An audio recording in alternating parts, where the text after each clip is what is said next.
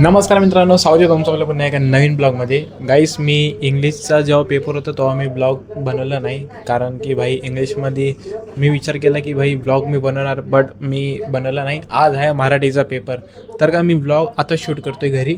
आणि मी तुम्हाला नाही का डायरेक्ट आता तिकडं रिव्ह्यूमध्ये दाखवणार की सर्वांचे पेपर कसे गेले. तर त्यांना विचारणार भाई, त्यांना मी सर्वांना विचारणार गाईस. आणि जे इंग्लिश पेपरमध्ये जे सोपी आलता ना भाई, ते सोपीचं एवढी रील बनवली ना, तर त्याचे नाही का आम्हाला 10 मार्क्स भेटलेत. म्हणजे ते 2 मार्काचं होतं, बट असं न्यूजमध्ये वगैरे आलं की 10 मार्क्स तुम्हाला भेटतील. तर चला मग आजचा व्हिडिओ सुरू करूया. आणि तुम्ही कमेंटमध्ये सांगा की कोणाकोणाचा पेपर आहे आज मराठीचा. गाईस पेपर झालेला आहे मराठीचा. बट गाईस मराठीचा जे पेपर होता ना, ते म्हणजे स्टार्टिंग मध्ये नाही का मला पण नाही समजायला नाही का. सर्व लिहिले भाई, छोटे छोटे जे सगळे असे ना 2-2 1-1 मार्काचे, ते सर्व नाही का लिहून टाकलेले. त्यांचा रिव्ह्यू घ्यायचं होतं, बट मी नाही घेतलं कारण की भाई अजून नाही का भरपूर साऱ्या जणांचा पेपर नाही का म्हणजे बरोबर गेला नाहीये. जरा असं बोलायला लागले गाईस, भाई आमचा तर पेपर चांगला गेलेला नाहीये. बघूया आता, पण मी तुम्हाला घरी जाऊन नाही का क्वेश्चन पेपरही दाखवतो. ब्लॉगर आता बसमध्ये आलेला आहे, कारण की भाई चालत जाईल ना म्हणजे खूप मला टाइम लागणार, म्हणजे 40 मिनिटं माझी असं जाणार, तर त्याच्यामुळे मी नाही का बस नाही टाकतो.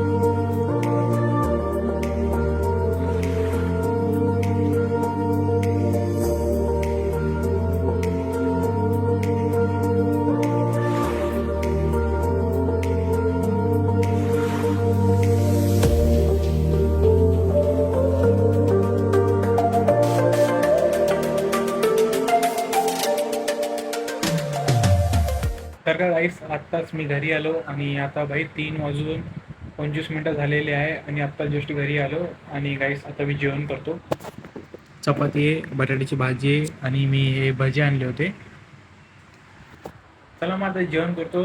आणि गाईस म्हणजे आता नाही का झोपणार आहे, आणि 4 वाजेपर्यंत झोपणार आणि उठणार डायरेक्ट 2 तास पहिले झोप घेणार. मग त्याच्यानंतर नाही का परवा जे पेपर आहे त्याची मी तयारी फुल करणार. आता जेवण करूया.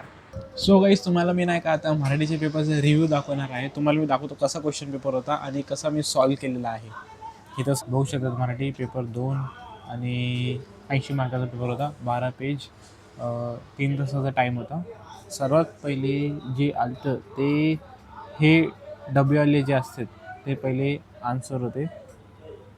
आणि हे जे डब्याचे जे आन्सर होते ते तुम्हाला मी दाखवतो.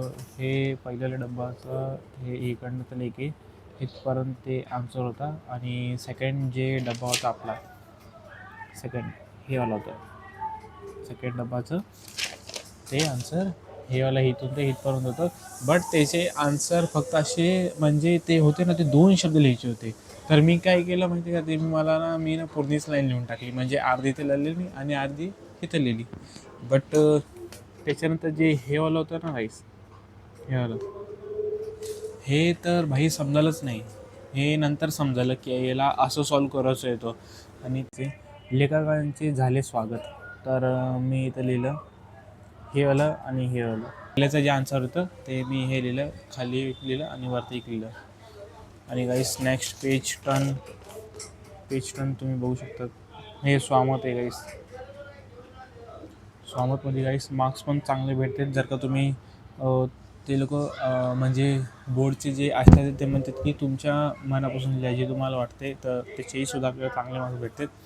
आणि त्याच्यानंतर हे गाईस हे डबा होता. हे डब्याचा आन्सर म्हणजे पेपर म्हणजे एवढा म्हणजे इझी होता. बट मला नाही का हे नाही समजलं. मी तुम्हाला दाखवतो. हे बघा,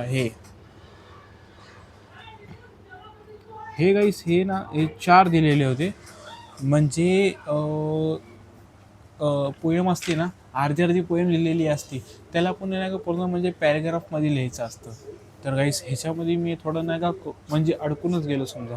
बट मी लिहिलं म्हणजे असे पूर्ण ह्याचं मी असं पूर्ण 1 पेज, ह्याचं मी असं 1 पेज आणि ह्याचं असं 1 पेज असं लिहिलं हे.